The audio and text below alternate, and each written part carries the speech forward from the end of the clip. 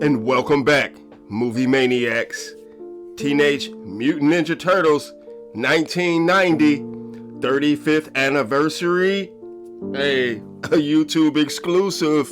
We had to do it, right? It's been 35 years since the Turtles hit the big screen, so let's get right into it. And if you're lucky enough, which unfortunately I wasn't, no theaters are playing it, but if you're lucky enough, theaters are playing the 1990 film, the Teenage Mutant Ninja Turtles, and you can pay and you can go to see it like it just came out, which is such a classic thing to do. It's so classy.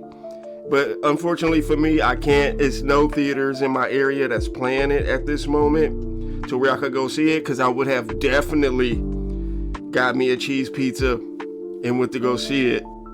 Cowabunga, dudes. Can you believe it's been 35 years since our Heroes in a Half Shell first hit the big screen? That's right. Today we talking about the original 1990 Teenage Mutant Ninja Turtle movie.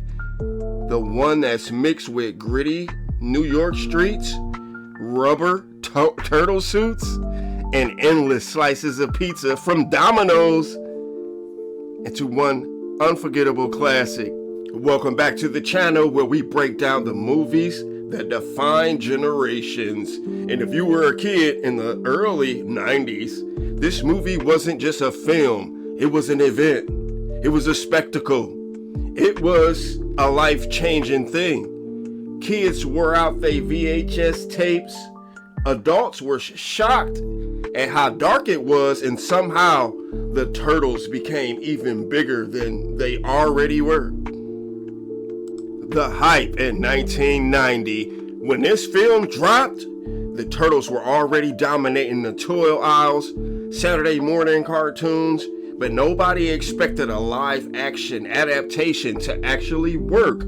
Studios passed on it, thinking it would flop. Instead, it became the highest-grossing independent film of all time at that point, pulling in over $200 million worldwide. That's insane for guys in giant turtle suits doing karate flips and karate action, fighting the Klan and living with a big rat and crushing hard on April O'Neil. The story? The setup is simple but effective. New York is drowning in crime thanks to the mysterious Foot Clan, a gang of runaway kids led by the menacing Shredder. Enter our four brothers, Leonardo, Raphael, Donatello, and Michelangelo.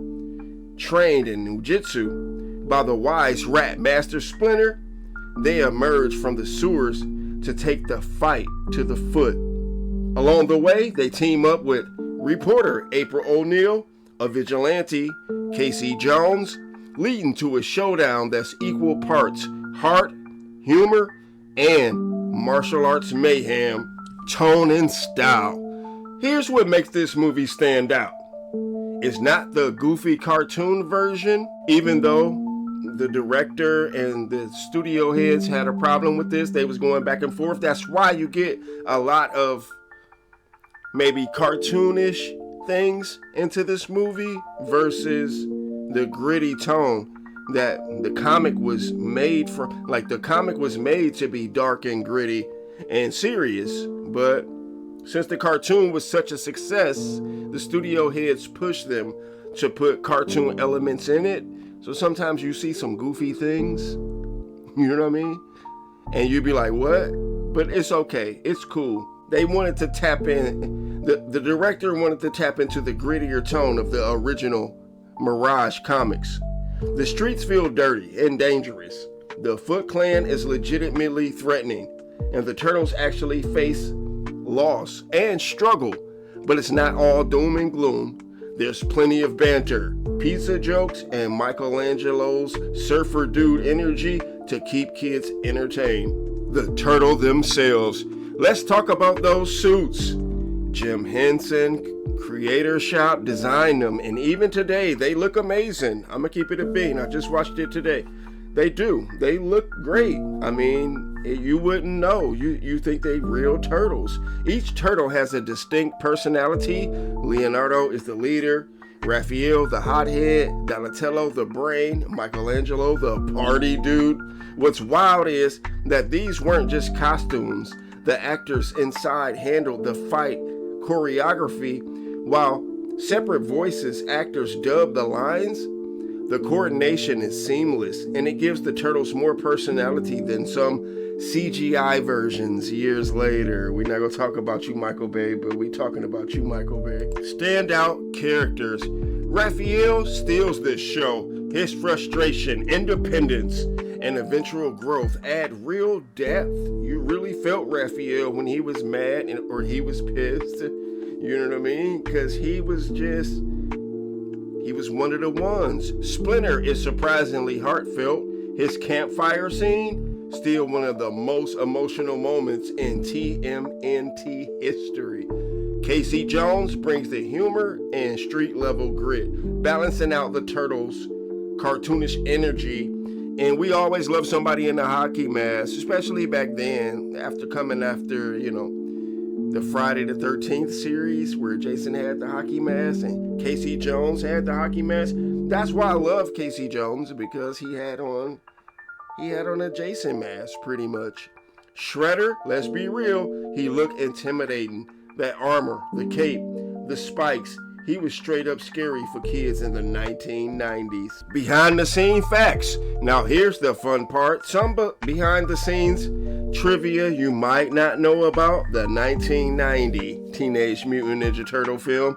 Jim Henson's last big project. The turtle suits were built by Jim Henson's creator shop. Sadly, it was one of Henson's final film projects before his passing, making it even more iconic. The suits were brutal. The stunt actors inside the suits could barely see or breathe, sweating all day. I just watched an interview with Kino, who played Donatello. At 17, said he was just sweating in the suit. It's sponges in the suit, and the sponges get filled with sweat, and you just bouncing around your own sweat. It was 100 and something degrees out there. They filmed in North Carolina. Man, talk about work. And that's why they had to put him in the second one. Like, we just gonna put you in the second one as Kino. I don't know his real name, so don't judge me on that, but he's Kino to me. Even if he told me his real name, he's still Kino. They were insanely hot, and fight choreography was tough. Some actors even fainted during filming. April O'Neil's actress, she quit. Judith, who played April, didn't return for the sequels because she hated the long shooting hours and thought the film was too violent for kids. She dropped that bag, didn't she? She dropped it all the way, because it went all the way, and you could have came back in the later ones that they still make until this day. So, all right. I guess she didn't know how violent things was going to get for kids in the future. Independent movie, massive success. No major Hollywood studio wanted to touch this movie. It was produced independently on a modest budget of $13 million, and it exploded at the box office. Voice actor switch-ups. The actors in the turtle suits weren't the ones that was voicing them. Fun fact, for example, Josh, who played Raphael in the suit, was the only actor to provide his character's voice. Casey, hockey stick finale. Remember how Casey Jones casually crushes Shredder in the garbage truck compactor? That scene shocked parents in the 1990s. It was darker than most kid movies at the time, so they didn't like that at all. And which made the second Ninja Turtle movie more kid friendly, like almost like a cartoon movie. They totally drifted away from the dark and gritty tone of the first film, and the second one is kind of like cartoonish and kind of goofy, and that's why, because a lot of parents disagreed with the turtles using their weapons. That's why if you watch the second movie, the turtles don't use their weapons like that. It's a lot of them kicking and punching still. They still fighting to a certain degree. But the turtles don't really use their weapons, and I get it. Raphael got the size, Leonardo got 2 knives. Other than Michelangelo and Donatello, which is less threatening, you know, it's just more like a knockout type of thing. But like Leonardo could really slice you up. Raphael could really slice you up. So the parents were concerned that these movies was going to take a darker turn. So when the studios had the opportunity to make the second one, it was goofier. And the third one was just a train wreck, in my opinion. I do not like the third one. Action and humor. The fight scenes are choreographed beautifully. Remember, these weren't CGI turtles. These were stunt performers in heavy suits pulling off martial arts. The rooftop battle with Raphael, epic. I was so mad he got jumped, but it's okay. The final showdown with the Shredder, classic. And of course, the humor. Whether it's Donnie or Mikey goofing off, which they played on that a lot, like Donnie and Mikey used to goof off, they was the goofballs. Or Casey Jones trash talking. The comedy breaks up the darker tone perfectly. Impact on pop culture. This movie changed everything. It proved that comic book adaptations could go dark, even before Batman '89 set the standard.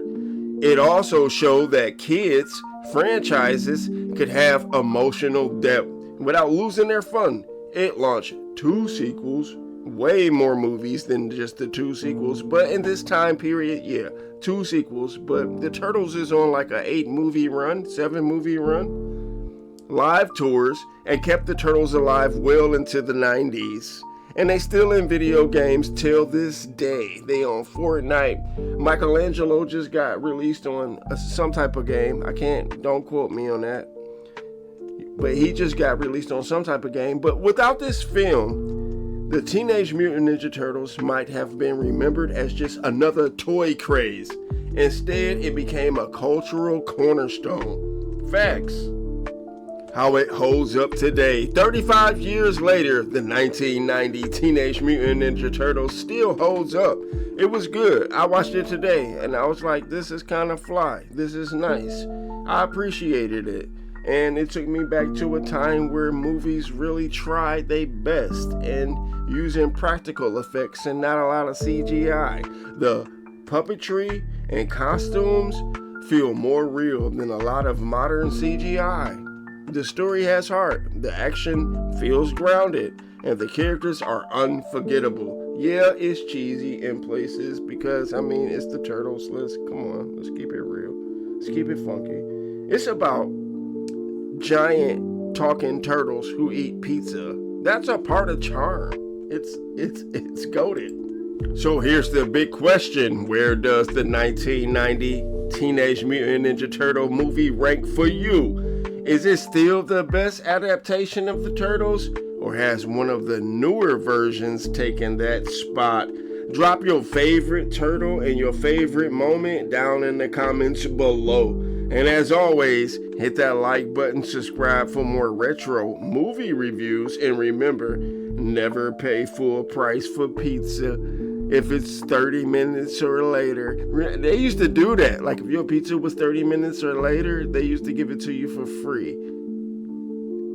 That's never a thing. Not today. Not today. Not at all. I give the Turtles 1990 a strong 3. I give it a strong 3. But cut. That's a wrap. Until next time, Movie Maniacs, you know the vibes. Like, comment, and subscribe. And I'll see you at showtime. Peace out.